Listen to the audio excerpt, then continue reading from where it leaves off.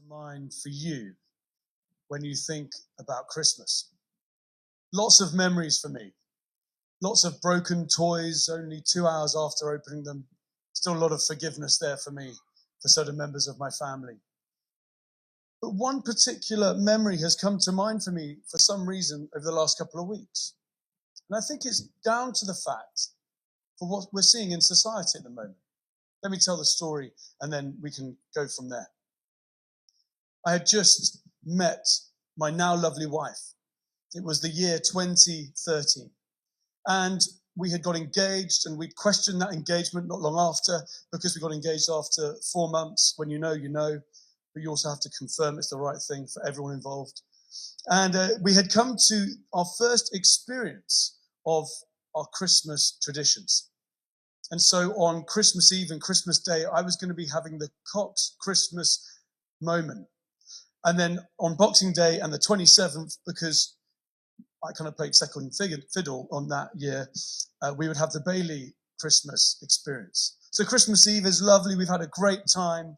And Christmas Day arrives. And to my surprise, at the end of my bed is a stocking full of presents. And I thought, gosh, I've probably been better this year than I thought. And as I picked up the stocking, and I thought I'd like to go and see my future wife, because we're not sharing a room at this point, especially not in the in-laws' house at that stage.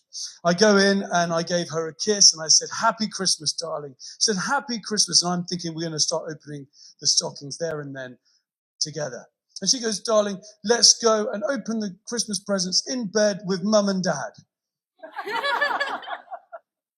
Sorry, I'm happy with the opening the presents bit, but is this a normal thing? And before I even could start asking questions, I was following my future into my in-law's bedroom. And as she climbed in to sit opposite her mum, I found myself thinking, there can't be anything more strange in life than to sit in bed with your mother-in-law. And then I realized my second option was to be opposite my future father-in-law and have to somehow navigate that moment. It felt like some kind of initiation. And to be fair, at this stage in my life, I'd gone through a few initiations, be that rugby clubs, whatever it was. But in the midst of this very awkward moment, something like out of Meet the Parents, you're in the circle. I felt this incredible sense of belonging. And I think the world right now is longing for belonging.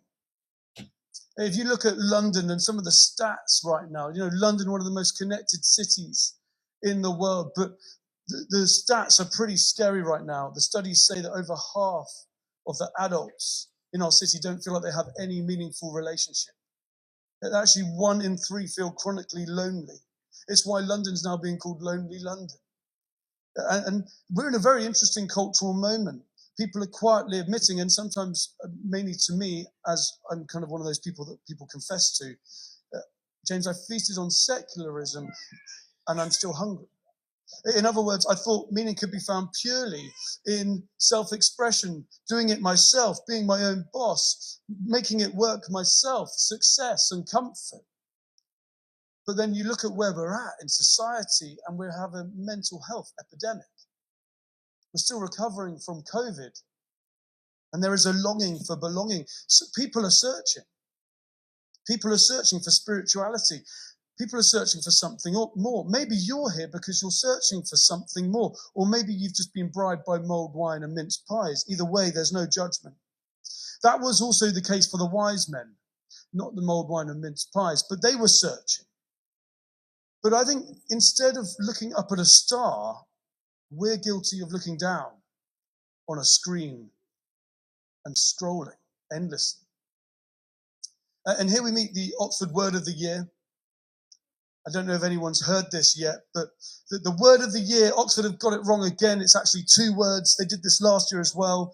It was brain rot last year. I was thinking, how can we get any worse than brain rot? The idea of our brains actually rotting.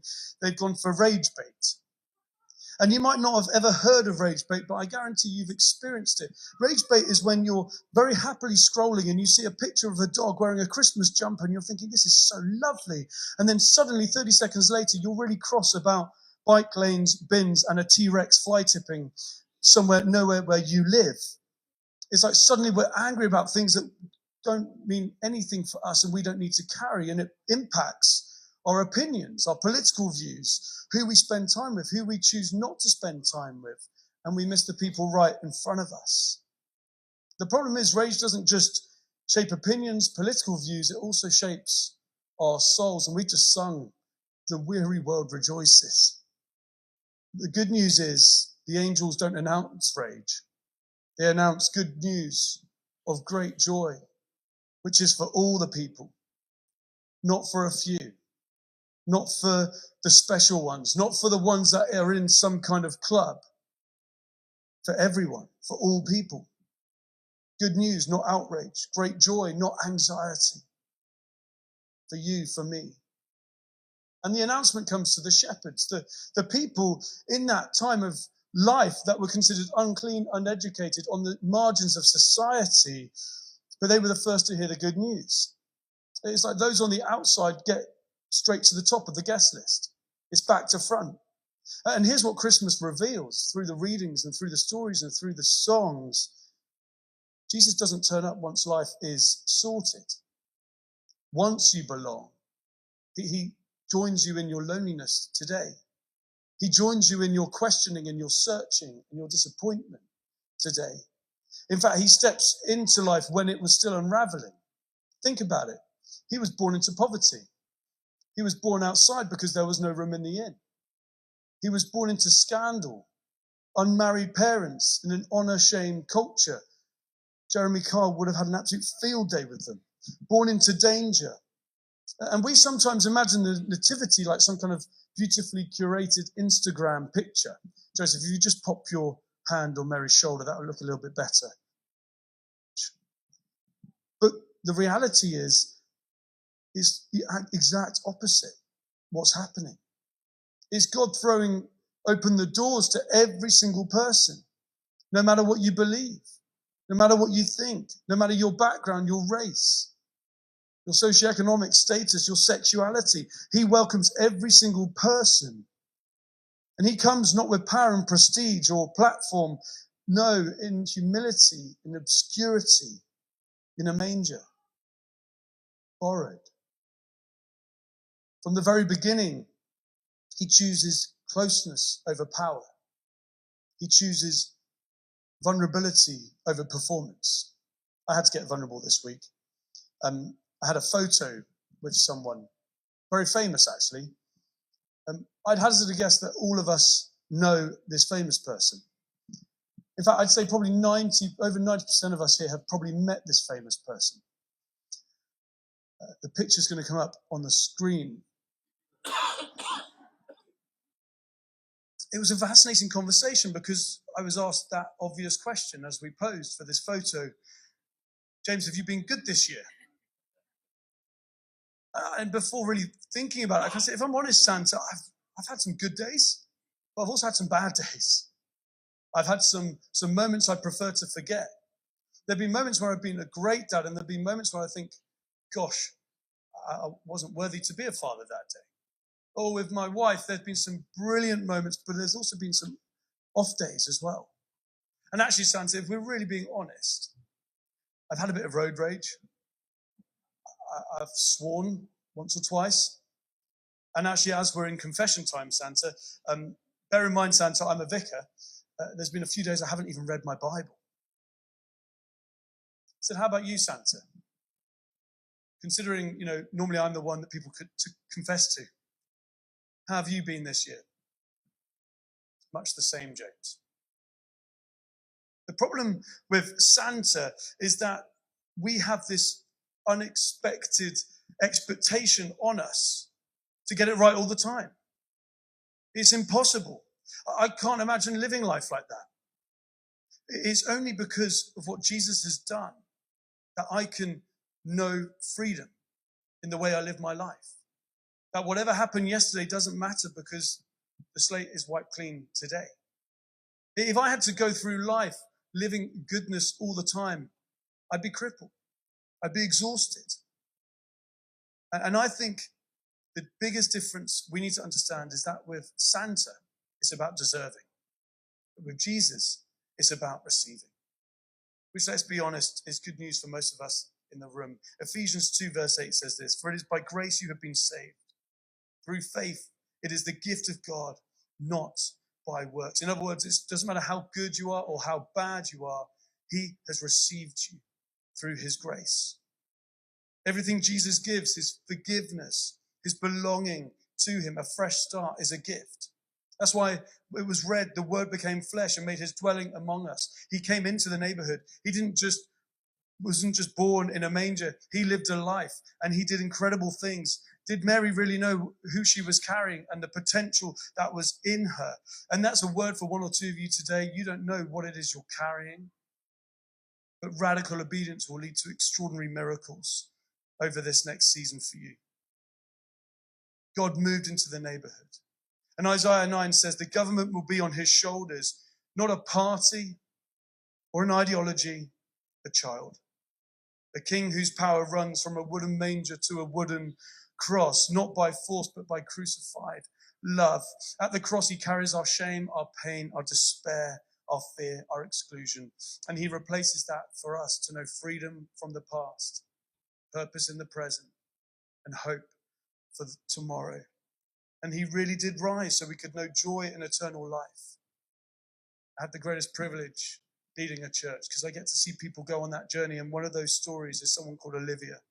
She says this: "I was accepted through belonging exactly as I am, as I explored faith through Alpha, where we discussed who Jesus is and how to follow him.